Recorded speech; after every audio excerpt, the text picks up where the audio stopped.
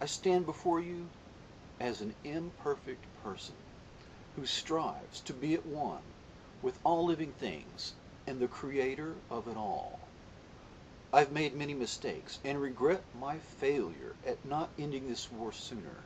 Many irreplaceable, precious human beings have been taken from us, murdered. I take full responsibility for those deaths that resulted from inaction and delay. The only way to honor them is to make reforms that ensure that this tragedy will never happen again. Changes that lead to a brighter future and a more peaceful future.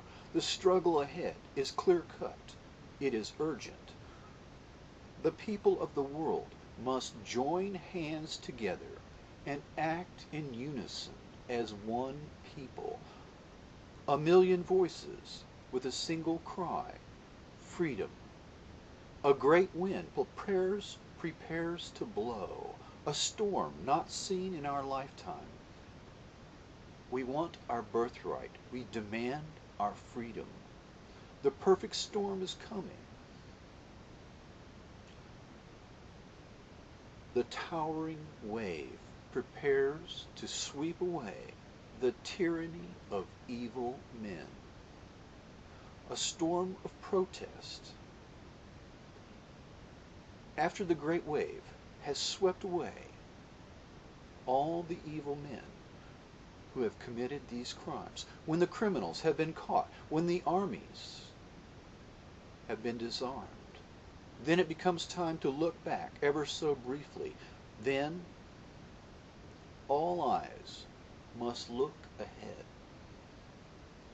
The future is the ultimate prize, the future of a world transformed. Anything else that is less than a new nation, anything less than a new world that lives in peace is unthinkable considering what we have been through. Domestic political reform itself will lay the cornerstone of these changes. Banish the money changers from the temples of the people. End the legalized bribery. End the use of private funds. Use the public treasury to fund the political selection of our representatives. Money enters the legal system as legal contributions, which buys influence and results in special interest garnering more money. More money, which again is used to buy more influence. It is a feedback loop that results in wealth concentrating into fewer and fewer hands, which continues to shrink the middle class and slowly strangle the man on the street, slowly strangle our democracy. Corporations often buy politicians with legalized bribes, but often politicians demand contributions from corporations, and they feel that they must give money to safeguard their financial interests or risk retaliation. This current system has institutionalized bribery and extortion. There are no other words to describe it. The way forward is clear. We must buy back government. Buy it back for the people, using public funds to finance our elections. Establish political parties that are not beholden to the current dysfunctional system. To break the vice-like grip on the status quo is our goal. To hold open primaries among a whole field of candidates and to choose two of the most popular and then to choose a second time between the two. This will remove the emphasis upon parties and parties that control the legislative process and will instead focus on ideas of the two most popular individuals. Sunlight is the best disinfectant. and it should shine into every corner of the people's business. No secrets, no hidden documents, no secret votes, no secret funds. Let sunshine do its work. When I was very young, I watched the idealistic young adults take to the streets trying to stop wars and trying to transform the world they lived in. They were only 18. A children's crusade. But they had the courage of their convictions and the invincibility of youth. I dreamed, even as a child of 8 or 10, I dreamed of a world transformed, and that their great experiment would transform our society and our world into a place where people were truly free from want and truly free from fear. I thought that society was slowly moving towards perfection, and in time, all men and all women would have the veil lifted from their sight and see that they were all brothers and sisters, one family of mankind. But society is a human construct,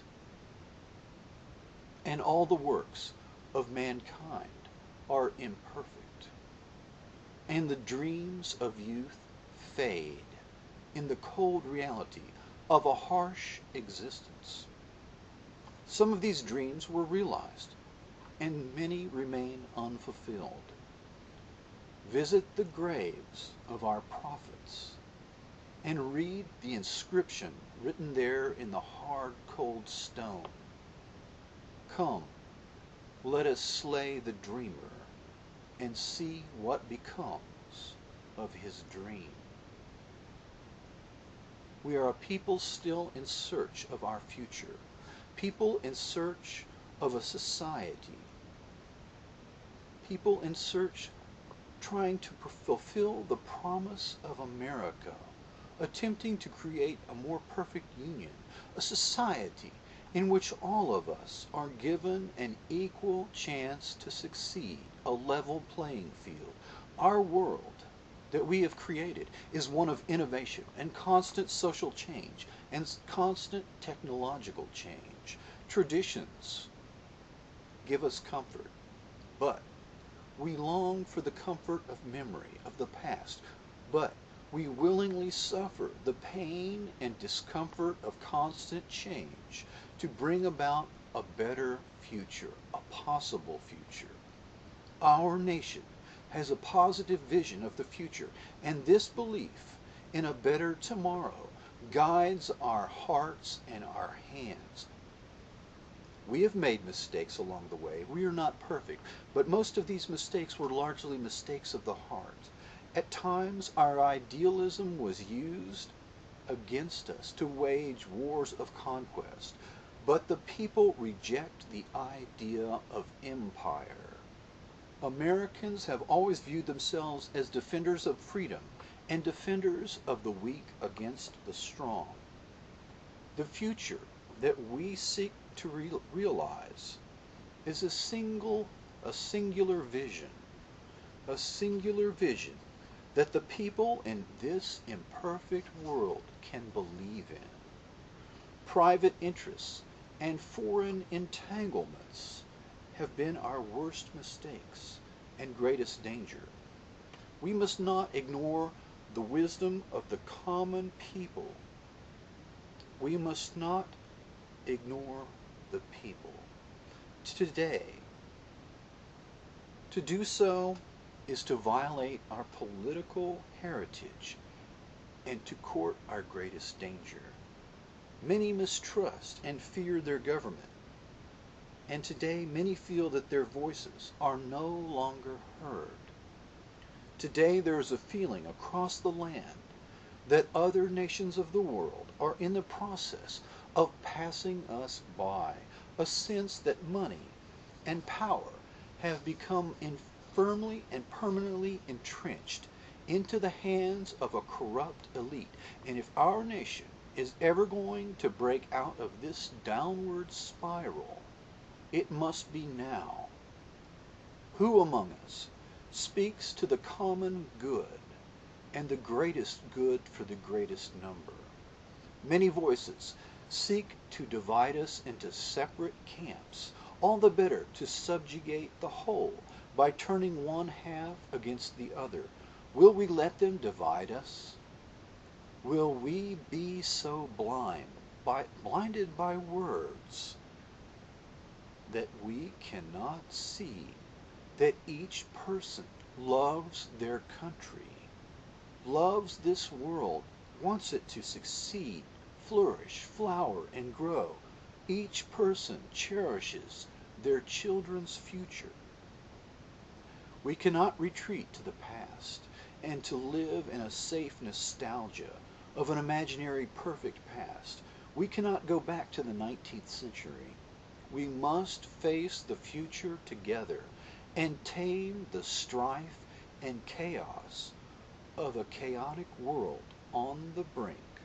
This we can do if we shut out the voices who turn neighbor against neighbor and instead restore community and a shared sense of our national and international endeavor. We must have a conversation about charting a new direction for the nation and charting a new direction for the world. Because when the United States of America dreams big, the world is much the better for it. But when the last superpower grows mean and turns inward, the world can be a terrible place. 200 years ago, when our nation was only a few decades old, we were not a great military power, but we dreamed big. Missionaries set out to transform the world using the spiritual power of Christianity and the spiritual power of religion, not using weapons to remake the world. These emissaries, these missionaries went to China and many other nations and set to work, for by transforming the spiritual nature of a chaotic China and other nations, they hoped to transform and to heal this earth. This idealism lives on today inside of each of us as part of our natural birthright as Americans. The belief that when our nation was born, and as long as our nation exists, that freedom has its very own country, and the hope of freedom for the entire human race will not be extinguished, but continue to burn brightly. So I stand before the people of this world to propose a new birth of idealism and a new birth of freedom. The developed countries should redirect their energies away from wars without end in our lifetime.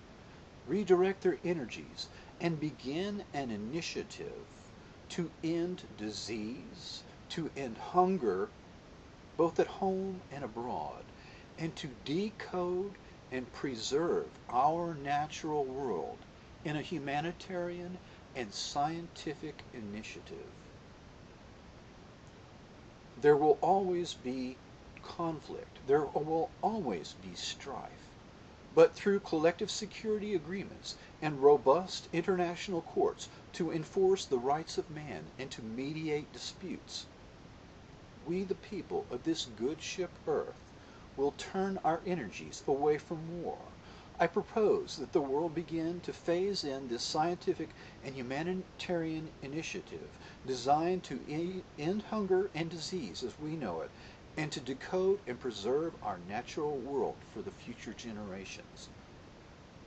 The defense industry and the intelligence industry are spending incredible amounts of our resources. They are the driving political and economic force in the world today. Most scientific research at the university level is funded by the Department of Defense. The United States alone spends $1 trillion a year on military defense and intelligence security, more than the rest of the world combined. The money spent on defense during the Cold War equals the value of everything in the United States except the value of the land itself. Imagine every house, every car, every machine, every physical object in our entire country. This represents the amount of wealth spent by the United States for defense during the Cold War. I am proposing a different path. This formula of wartime spending was adopted after World War II, essentially to keep our economy functioning at an artificially high level to forestall unemployment and recession.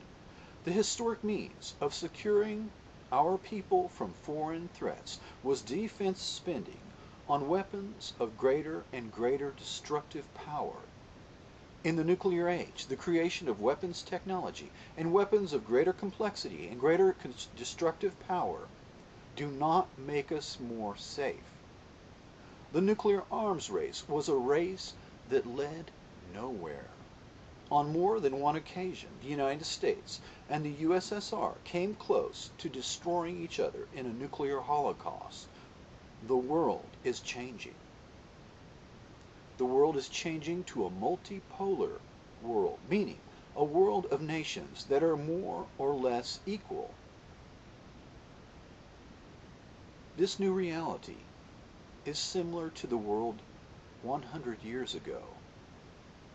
In Europe, many established nations, the old established empires, were coming to an end. Many nations were at parity or equal with each other. These multipolar nations competed for supremacy and made alliances to protect each other. A single spark set off a cascade of events leading to all the nations of Europe going to war against each other at the same time. This war was more terrible than they could have imagined due to new weapons technology that literally killed 1 million men in a single battle. Today, the world is moving towards a similar period where no one country dominates completely, and many nations are maneuvering for advantage and forming alliances. This leads to the possibility, and perhaps the inevitability, of a similar scenario that leads to war between different allied nations. This war will be different because it would involve nuclear weapons, and there will be no clear winners, only those that are dead and those that are still alive. The quest for more weapons and weapons technologies of greater and greater destructive power will not end in better security unless this method of peace and security is changed, and the emphasis is placed upon other priorities. It is clear that the coming century will be a time of never-ending arms race and eventual general warfare. It is time to think about another way to ensure peace and security. Soon the United States will no longer be able to ensure peace. The U.S. will no longer be able to be the world's policeman and protect the weak from the strong. Perhaps this is no longer desirable for the United States taxpayer or the wider world. Peace and security do not reside in building the next big secret weapon. Collective security agreements can establish an international military force to guarantee the peace and defend all international borders. By shifting to a collective security regime instead of every nation for itself, it will be possible to change the emphasis in society and to return to the spiritual, humanitarian, and scientific basis for changing and organizing the world. The world needs change, but not change from the barrel of a gun. In the words of General MacArthur, who ran the occupation of Japan after World War II, "Send me bread, or send me bullets. Collective security will allow the natural resources used by nations to secure their physical security and to secure their borders to be used in an international initiative of scientific and humanitarian goals for gradually engineering and creating a more peaceful world. We are not proposing unilateral disarmament, nor are we advocating isolationism. The central idea is to engage the entire world in humanitarian goals of ending and controlling hunger and disease in the lesser developed world. In addition, scientific research to maximize renewable resources and to preserve our natural world for future generations. These programs will identify a small country and offer the people there a plebiscite, a vote, to accept or reject a caretaker arrangement that promises to increase the standard of living, increase the life expectancy, increase educational attainment, and the preservation and management of renewable resources. A commissioner born in that country will be chosen to run the program with the help of a resource committee made up of people who possess the necessary skills and experience.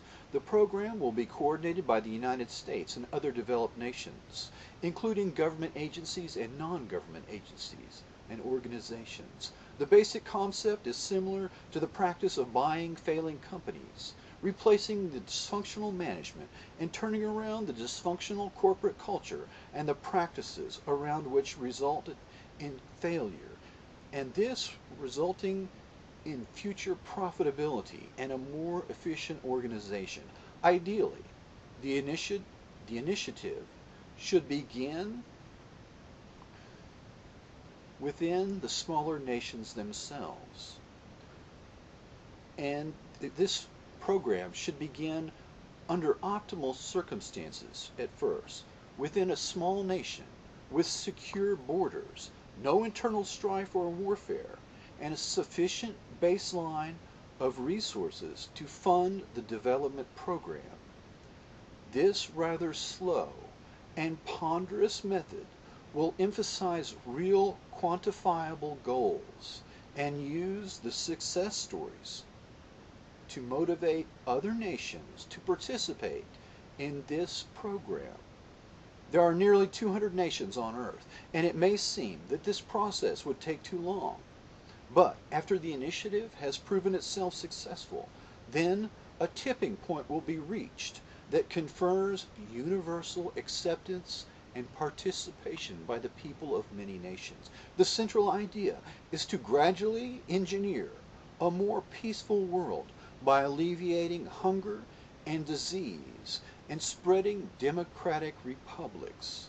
This idea may seem rather utopian in nature, but it is based upon real facts.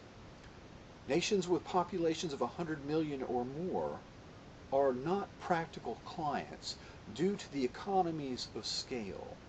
This will begin with small nations. Nations that are at war are not eligible. The plebiscite, the vote, will offer the people numerical goals in educational attainment and numbers of schools, numbers of hospitals and clinics, life expectancy targets, numbers of infrastructure projects, roads and bridges.